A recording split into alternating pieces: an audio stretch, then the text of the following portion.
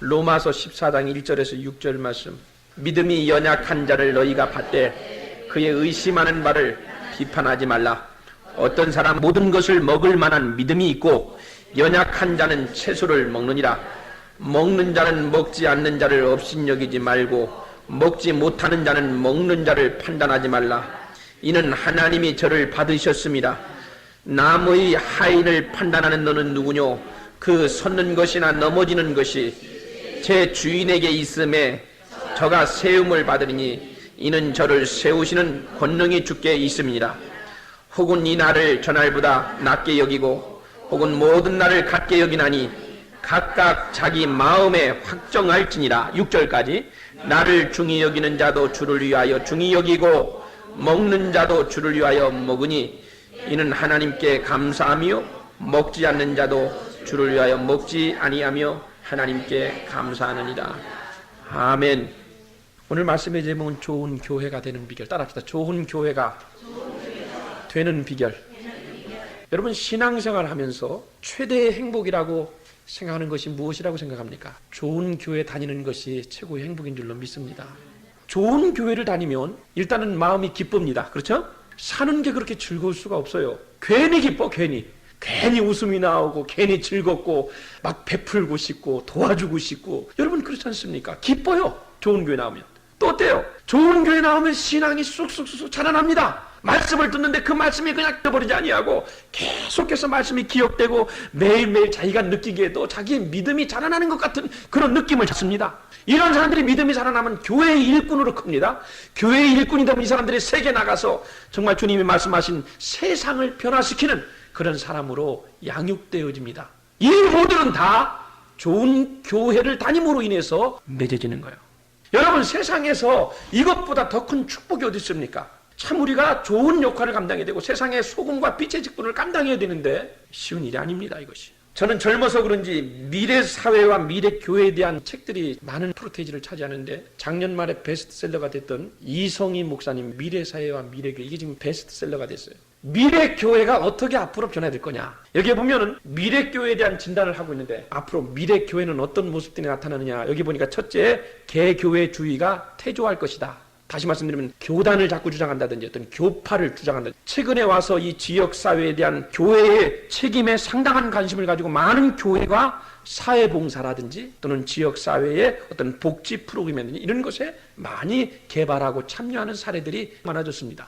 환경 문제라든지 공동체의 어떤 그런 문제, 교회에 눈을 뜨기 시작했어요. 그래서 자기 교회만 앞으로 이런 교회들은 발전하지 못하고 개교회주의가 퇴조할 것이다.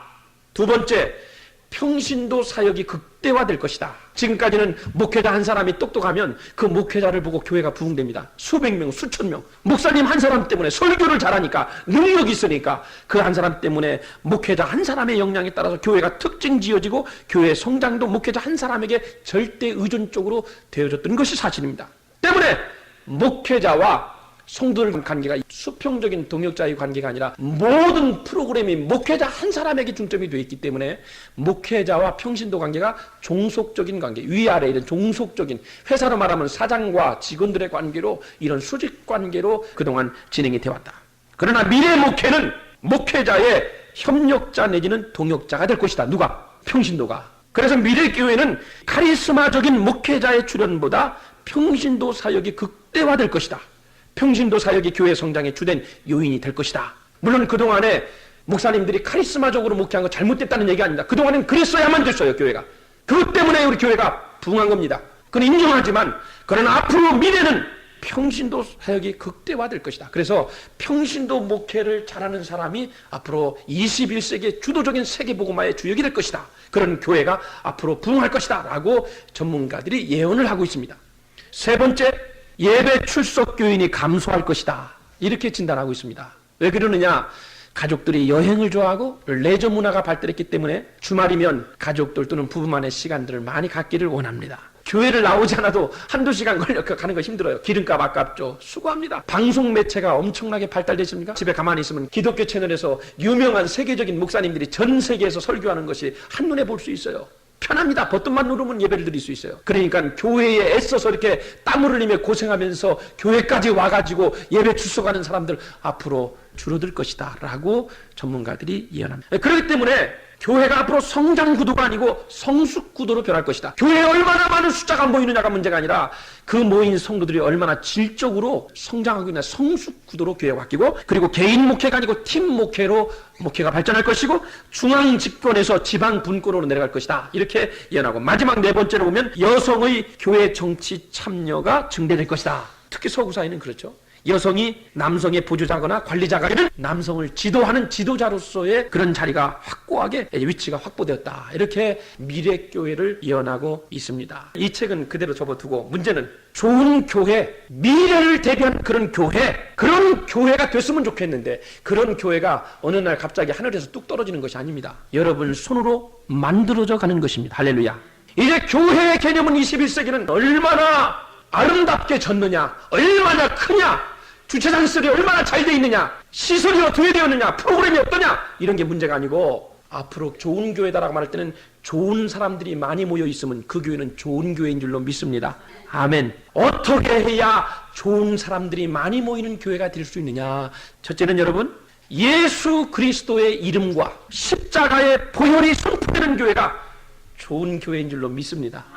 이민교회 특히 자칫하면 친교 집단으로 이렇게 동창들 모임이나 아니면 일주일에 한 번씩 만나서 그냥 얼굴 보는 걸로, 점심 한 끼 먹는 걸로, 한국 음식 맛보는 걸로 때울 수가 있는 그런 특성을 가진 교회가 되기 쉽습니다. 어떤 교회가 좋은 교회냐? 교회가 교회답고 성도가 성도화하려면 예수 그리스도의 이름, 십자가의 보혈이 선포되는 교회, 복음이 선포되는 교회가 좋은 교회인 줄로 믿습니다. 복음이 뭡니까? 복음은 구원을 주는 기쁜 소식이에요. 인류의 구원을 위해서 오신 예수님의 말씀과 그의 생애가 기록된 하나님의 말씀, 기록된 말씀, 성경이 복음입니다. 할렐루야. 빌립보서 1장 27절에 보면 오직 너희는 그리스도의 복음에 합당하게 생활하라. 복음에 합당하게 생활한다. 그리스도를 증거하는 생활을 말하고 있는 겁니다. 전도하는 것이 교회의 본질적인 사명인 줄로 믿습니다. 전도는 교회의 본질이며, 전도는 모든 성도들을 향한 예수님의 지상 최대의 명령이자 마지막 유언이라는 사실을 깨달아야 됩니다. 그렇기 때문에 성도들이 전도할 때에 비로소 진정한 그리스도인이라고 칭할 수 있는 것입니다. 복음을 전해야 됩니다. 이것 때문에 여러분 성경에 보시면 스데반 집사님은 돌에 맞아 죽기까지 했고, 야고보 사도는 이 복음 때문에 목이 잘리기까지 했고, 베드로는 이 복음 때문에 십자가에 거꾸로 매어 달려 죽기까지 했던 이 예수님의 증인들이 성경에 기록되고 있습니다. 그렇기 때문에 바울 사도는 로마서 1장 16절 말씀에 내가 복음을 부끄러워하지 아니하노니 이 복음은 모든 믿는 자에게 구원을 주시는 하나님의 능력이 됨이니라. 바울은 복음을 부끄러워하지 않는다. 왜 복음을 부끄러워하지 않느냐? 이 복음이 모든 믿는 자에게 구원을 주시는 하나님의 능력이 됩니다 그랬어요. 할렐루야. 복음이 하나님의 능력이 되는 거예요. 복음을 전하는 방법이 두 가지가 있습니다. 첫째는 입으로만 전하는 사람이 있고, 둘째는 내 속에서 체험된 것으로 전하는 사람이 있습니다. 입술로 전하는 사람, 물론 복음은 능력이기 때문에 그저 성경을 읽기만 해도 은혜가 될 때가 있어요. 은혜가 되긴 돼요. 성경을 듣기만 해도 은혜가 되긴 됩니다. 왜? 하나님의 능력이기 때문에, 말씀은. 그러나 여러분, 이거 최선의 방법이 아닙니다. 예레미야 23장 29절에 보면 나 여호와가 말하노라 내 말이 불같지 아니하냐? 반석을 쳐서 부서뜨리는 방망이 같지 아니하냐?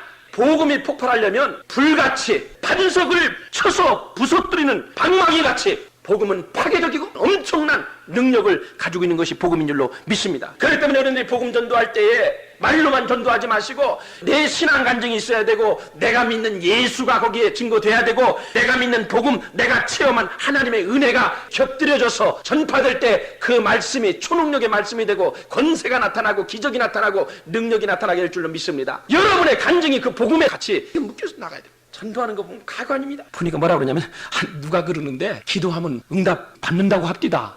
누가 그러는데 예수 믿으면 구원 받는다고 그럽디다. 복음을 이렇게 전하는 사람이 있어요. 예수 그리스도의 이름, 십자가의 보혈 절대로 빼먹어서는 안 됩니다. 고린도전서 2장 2절 말씀에 예수 그리스도와 그의 십자가에 못 박히신 것 외에는 나는 아무것도 알지 않기로 작정하여노라. 교회가 예수 그리스도의 보혈이 빠지면, 십자가의 복음이 빠지면 교회는 교회다울 수 없어요. 이건 인간의 친목단체에 불과합니다. 십자가를 외쳐야 구원이 있는 줄로 믿습니다. 예수만을 증거해야 됩니다. 그래야 교회가 교회다워질 수 있습니다. 저는 이 본문 속에서 두 번째, 교회가 좋은 교회가 되려면 첫 번째는 예수 그리스도의 이름과 십자가의 보혈이 선포되는 것이 좋은 교회다. 오늘 두 번째로 여러분 이 본 말씀에 믿음이 연약한 자를 너희가 받되 그의 의심하는 말을 비판하지 말라. 어떤 사람은 모든 것을 먹을 만한 믿음이 있고 연약한 자는 채소를 먹느니라. 좋은 교회는 열린 마음, 성도 개개인의 관용의 자세에 좋은 교회가 될 수 있다고 하는 겁니다. 이 로마서 14장 전체 말씀 우리가 읽지는 않았습니다만 이 말씀을 쉽게 요약하면 그 말씀이에요. 믿음이 좋은 사람이나 믿음이 약한 사람이나 잘 어울려질 수 있어야 그 교회가 좋은 교회입니다. 남자나 여자나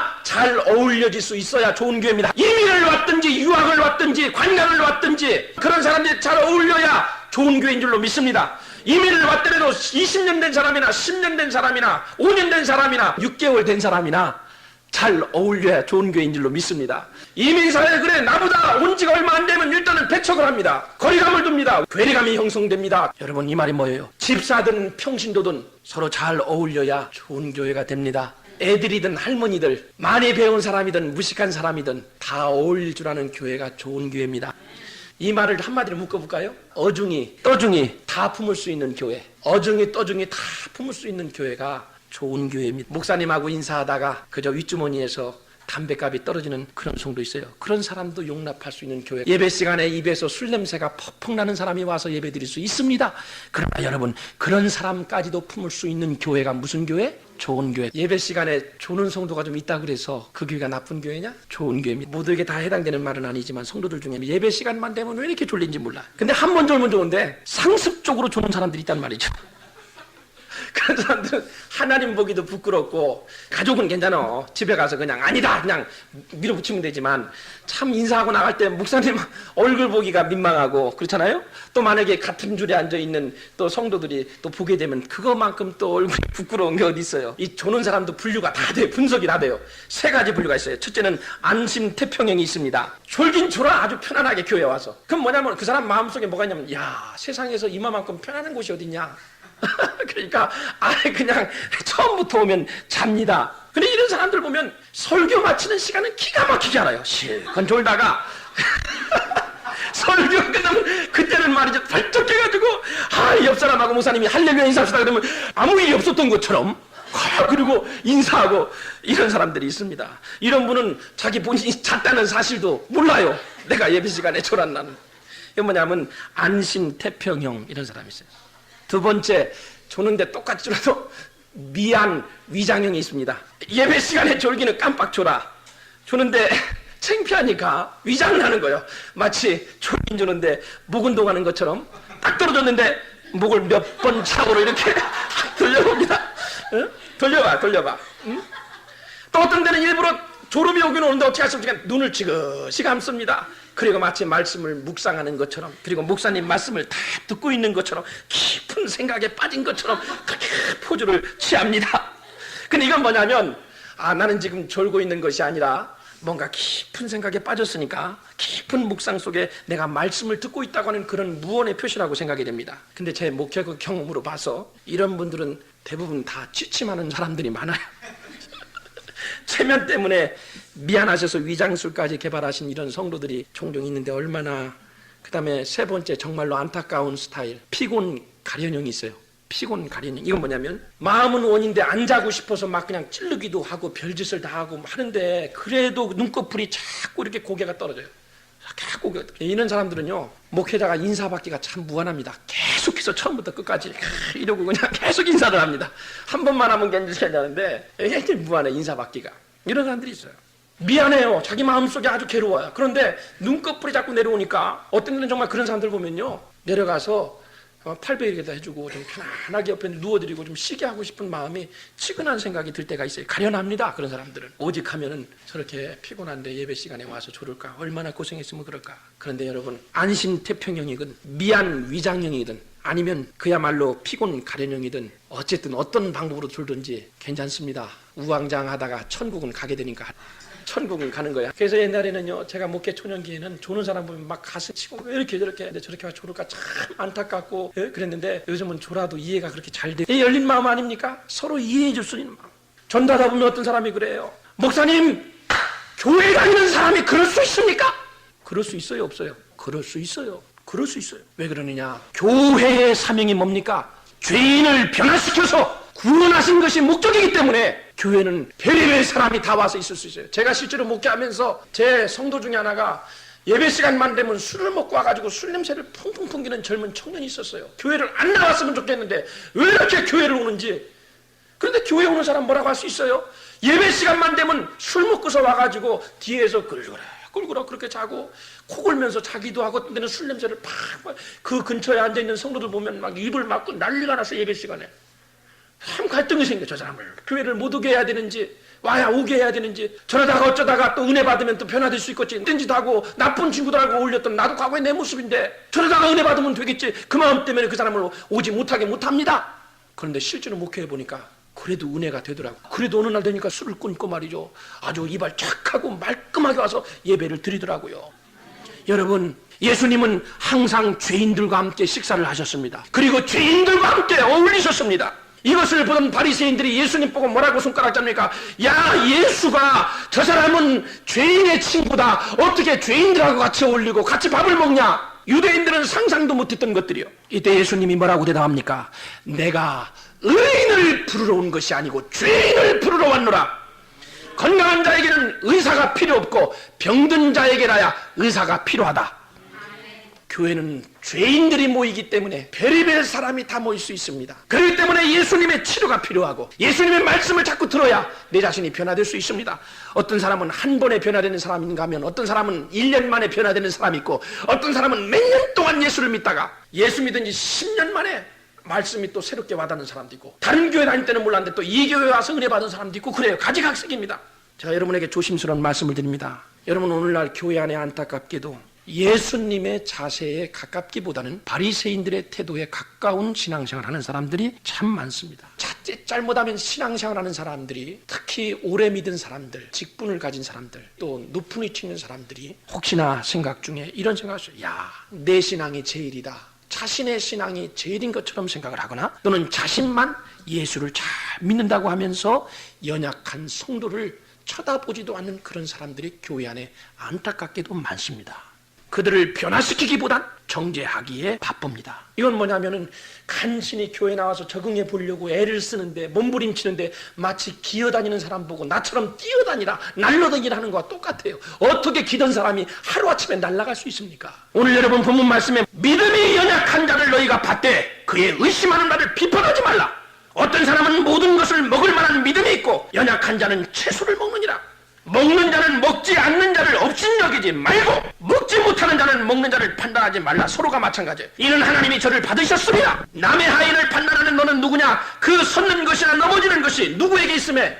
제 주인에게 있음에 저가 세움을 받으리니 이는 저를 세우시는 권능이 주께 있습니다. 그러면서 혹은 이 날을 전날보다 낮게 여기고 혹은 모든 날을 같게 여기나니 각각 자기 마음에 확정할지니라. 비슷한 내용이 사도행전 10장에 나와요. 베드로는요, 부정한 음식을 먹지 않겠다고 발버둥을 칩니다. 근데 왜 먹지 않느냐? 베드로에게 유대인의 피가 흐르고 있었습니다. 당시 로마 교회 안에 이방인들과 유대인들 두 부류가 있었는데 서로가 갈등 관계에 있었어요. 유대인들은 뭡니까? 유대인의 특징은 목매어 죽인 짐승은 먹지 않습니다. 돼지고기 안 먹습니다. 피가 있는 것도 안 먹습니다. 몹시도 음식을 가립니다. 가려서 먹어요, 음식을. 그런데 반면에 이방인들은 교회 안에서 가려 먹는 것이 문제가 아니에요. 아무거나 주는 대로 먹어요. 이방인들은 피를 먹지 않습니다. 유대인들은. 그러나 이방인들은 뭐예요? 선지를 먹으면서 야, 이 멍청한 사람들아, 이 선지국이 얼마나 맛있는 줄 아냐? 순댓국이 얼마나 맛있는지 아냐? 이방인들은 그런 자세로 복음에 임합니다. 그러니까 역시 이방인들 입장에서 음식을 꺼려하는, 구별하는 그런 유대인들을 볼 때는 어때요? 아유, 저 사람들 저 믿음이 좋은 줄 알았더니 저렇게 까다롭게 율법적으로 신앙생활 하는구나 비판하기 시작했고, 또 유대인들이 볼 때는 아유, 저 짐승만도 못한 놈들, 성경에 피 있는 걸 먹지 말고 이것저것 가리라고 말했는데 저것저것 가리지도 않고 그냥 있는 대로 다 처먹는구나 말하자면 그 정도로 심하게 서로 비판합니다. 교회 안에 이것 때문에 갈등 갈등이 겪고 교환의 분란이 일어나기 시작했어요. 바울 사도도 한때는 음식 때문에 갈등이 많이 왔습니다. 그런데 오늘 본문에 와서 로마서 14장에 바울 사도가 고백하기를 각기 자기 마음에 확정하라 그 얘기입니다. 소신껏 결정하라 그 얘기입니다. 이건 뭐냐, 한마디로 본질적인 것이 아니고는 서로에 대해서 관용을 베풀라 그겁니다. 예수 그리스도의 복음을, 성경을 다르게 해석하고 다르게 이해하는 건 문제가 되지만 본질적인 것 제외하고는 웬만한 것은 서로 포용하고 덮어주고 이해하고 관용을 베풀라, 열린 마음을 가지라 그 얘기입니다. 할렐루야. 자라온 환경이라든지 출신 교파라든지 출신 교회에 따라서 신앙의 패턴이 다를 수 있습니다. 그러나 그것이 근본적인 오류를 범했다든지 또는 비진리가 아니라면 다 누구든지 포용해야 좋은 교회가 될 수 있는 줄로 믿습니다. 한 예를 들으면 묵상기도만 하던 사람은 통성기도하는 사람을 이상한 사람이라고, 광신자라고 말해야 됩니까? 말하지 말아야 됩니까? 말하지 말아야 돼요. 또 만약에 기도를 해도 자꾸 통성기도하고 방언으로 기도하던 사람들이 조용히 기도하고 신앙생활하는 사람들 보고 이상한 사람이라고, 믿음이 적은 사람이라고, 차가운 사람이라고 그렇게 말해서 됩니까? 안 됩니까? 안 돼요. 통성으로 하는 기도든 조용히 묵상으로 하는 기도든 어찌됐든 기도하면 되는 거야. 나하고 은혜 받는 방식이 좀 다를 뿐이지 왜 나처럼만 한다고 저 사람을 비판하고 평가하고 정죄합니까? 이거는 비성경적입니다. 은혜 받는 방법이 다 달라요. 어떤 사람은 통성 기도하고 어떤 사람은 열심히 막 땀 흘리면서 은혜 받는 사람이 있고 어떤 사람은 차근차근해서 느긋느긋해서 은혜 받는 사람이 있고 그래요. 다 다른 거예요. 다른 걸 인정할 수밖에. 나하고 은혜 받는 방식이 다르구나 하고 지나가야지 왜 나하고 다르냐? 저 사람 신앙생활 어디서 했느냐? 언제 세례 받았느냐? 말씀 교육을 누구한테 받았느냐? 이렇게 손가락질 할 필요 없다 이거예요. 권위 있는 기독교 잡지사에서 목사님들을 대상으로 설문조사를 했어요. 교회에서 제일 다루기 불편하고 무서운 사람이 누굽니까? 목사님들한테 설문조사를 했는데 1위가 누가 됐냐면 목사님이 제일 무서운 사람, 제일 다루기 어려운 사람. 1위 40일 금식기도한 사람, 2위 철야기도 잘하는 사람, 3위 성경을 많이 알거나 신학 공부한 적이 있는 사람. 목사님이 제일 무서운 사람들이에요. 여러분 왜 그럽니까? 자기 신앙을 위해서 금식하고 철야하고 성경 공부하는 거 할렐루야. 개인의 영적인 성장이 있어서 이건 매우 중요합니다. 그리고 이렇게 해야지만 하나님께 쓰임받는 도구가 되는 지름길이 될 수 있어요. 기도 많이 해야 돼요. 그런데 이것이 왜 문제가 됩니까? 대부분 이런 분들 중 상당수가 이렇게 금식하고 성경을 공부하고 신학 공부하고 이런 모든 것들이 죄송한 얘기 다 그런 건 아니에요. 이 금식 기도하고 이 철야 기도한 거를 자기의 신앙 성장에 적용시키는 것이 아니라 40일 금식 기도하고 와가지고 한다는 말이 그 다음 주일날 예배 드리면서 목사님 내가 보니까 더 기도해야 돼, 장로님 더 기도해야 돼, 저건 더 기도해야 돼, 저건 저렇고 이건 이렇고 자꾸 남을 정죄하는 일에 사용하는 케이스가 많다는 얘기입니다. 10절부터 보면 네가 어찌하여 내 형제를 판단하느냐, 어찌하여 내 형제를 업신 여기느냐, 우리가 하나님의 심판대 앞에 서리라. 기록되었으되 주께서 가라사대 내가 살았노니 모든 무릎이 내게 꿇을 것이요 모든 혀가 하나님께 자백하리라 하였느니라. 이러므로 우리 각인이 자기 일을 하나님께 직고하리라. 예수님께서 십자가를 지시기 전날 밤 제자들 불러놓고 겟세마네 동산에 올라가시면서 밑에 놓고 제자들 보고 뭐라고 하세요? 기도하라, 깨어 기도하라. 거기에 수제자들을 모아놨어요. 겟세마네 동산에서 열심히 기도하시고 내려보니까 제자들이 쿨쿨 자고 있었어요. 자, 우리 같으면 어떡할까요? 여러분이 예수님이라면 어떡하시겠어요? 이런 괘씸한 놈들, 아니 그래도 많은 사람 중에 너희들을 특별히 뽑아서 수제자로 만들었는데, 아니 내가 지금 다음날 십자가에 달려서 붙잡혀서 죽는데 땀이 피가 되도록 기도하고 있는데 졸고 있어? 이런 괘씸한 놈, 이 망할 놈들, 지금이 잘 때냐? 야 너희 그게 믿음이야? 말할 수 있습니다. 우리 같으면 그렇게 말해요. 근데 성경에 보면 예수님은 그렇게 하지 않으셨어요. 그 유명한 말을 남기셨죠? 마음은 원이로되 육신이 약하다 그러셨어요. 그건 뭐냐면 너희들 지금 졸고 있지만 속은 터지지만 너희들 본심을 내가 안다. 그런 절박한 상황 가운데서도 그들의 믿음을 평가하지 않았어요. 격려해 주시고 싸매시고 그리고 그들을 붙잡아 주신 예수님의 모습을 봅니다. 이것이 성도의 능력인 줄로 믿습니다. 13절 볼까요? 13절 보시면 이것만 읽고 끝냅시다. 13절 그러면서 우리의 신앙에 덕이 있는 신앙생활을 하기를 성경은 강조하고 있습니다. 13절 그런즉 우리가 다시는 서로 판단하지 말고 도리어 부딪힐 것이나 거칠 것으로 형제 앞에 두지 아니할 것을 주의하라. 15절 만일 식물을 인하여 내 형제가 근심하게 되면 이는 네가 사랑으로 행치 아니함이라. 죽으신 형제를 내 식물로 많게 하지 말라. 16절 그러므로 너희의 선한 것이 비방을 받지 않게 하라. 20절 하나님의 사업을 무너지게 말라. 만물이 다 정하되 껄기 물어먹는 사람에게는 악하니라. 고기도 먹지 아니하고 포도주도 마시지 아니하고 무엇이든지 내 형제로 거리끼게 하는 일을 아니함이 어떠니라? 아름다우니라. 우리가 신앙생활하면서 좋은 교회가 되려면 율법으로만 부족합니다. 은혜가 있어야 됩니다. 정의로만은 부족합니다. 사랑이 있어야 됩니다. 사람은 정죄하고 손가락질함으로 변화되는 것이 아니고 사랑으로 변화되는 존재인 줄로 믿습니다. 첫 번째, 복음이 선포되는 교회가 살아있는 교회면 좋은 교회고, 두 번째, 성도들끼리 서로 마음을 오픈하고 열린 마음을 가질 때에 좋은 교회가 될 줄로 믿습니다. 이 일에 우리가 최선을